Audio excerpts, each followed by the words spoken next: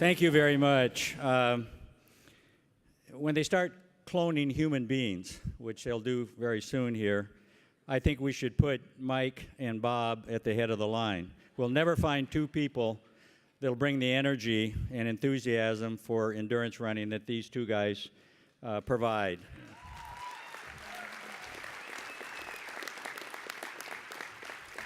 I want to thank Competitor Group for putting this night on in this very special honor. You can imagine being up here with the Hamul Toads, Meb Keflezighi. If you put yourself in my shoes, it's priceless, totally priceless. And for you guys to do this for us, thank you very, very much. I want to mention just a couple of things. First of all, you take a look at these guys. It's nice that you left the big uglies to the last after all these beautiful people who are up here. I'm 95 years old, and a couple of these guys look older than me.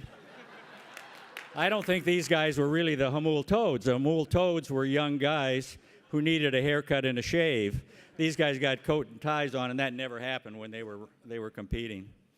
Want to mention that almost all of these guys have done some coaching or still coaching, and several of them have sons or daughters that have done really well. And, you know, that gives me extra pride. I was talked into coaching by Raleigh Holt at Hoover High School and Chalk Sportsman at San Diego State. And then Monte Vista High School, Grossmont Community College, UCLA, all those people. And then we started the Hamul Athletic Club when I was at Monte Vista High School, and this thing grew and grew and grew. When you use the word legend, it makes me a little bit nervous. Obviously, that's a huge exaggeration of my importance. The legends are standing behind me. I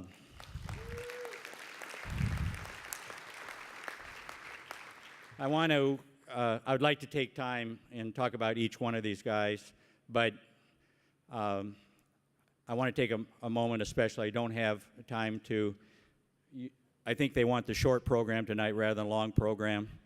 That's a skating joke. It would go better in Sochi than here, but hope you're still with me. Meb Keflezighi, I recruited him to UCLA when he was a senior at San Diego High School. I wasn't going to offer him a scholarship because I wasn't giving him any scholarships to distance runners, but I came down, visited his house. I was so impressed with his family, 10 brothers and sisters. They were all eventually going to usually UCLA, UC Berkeley, UC San Diego, et cetera, and Stanford.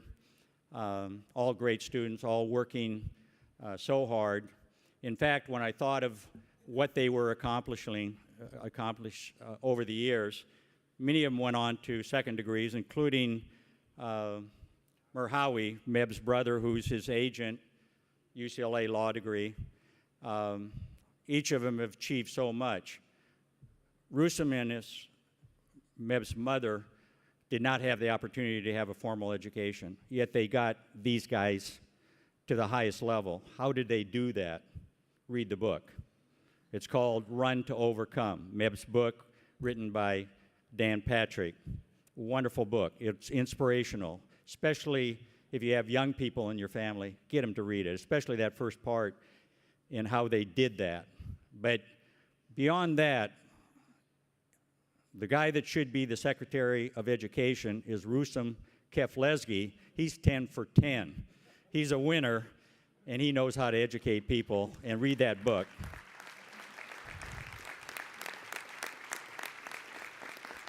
And I want to point out, it was mentioned that Robert Lusitana, and a lot of that stuff on the film was Robert putting all this story together. But to expand on that story just a little bit, when I was retiring from UCLA, looking for a place for Meb to continue as a pro, we thought coming back to San Diego would be ideal, using the Olympic Training Center. So I convinced Joe Vigil, great coach, to come down to work with us. And he brought Dina Castor, and I encouraged other people to come into our group. So we built up a group here in San Diego again. And then, of course, we used the Olympic Training Center. What we were trying to do in 2000 was to bring American distance runners back to a internationally competitive level, because in the 1990s we were not close at all.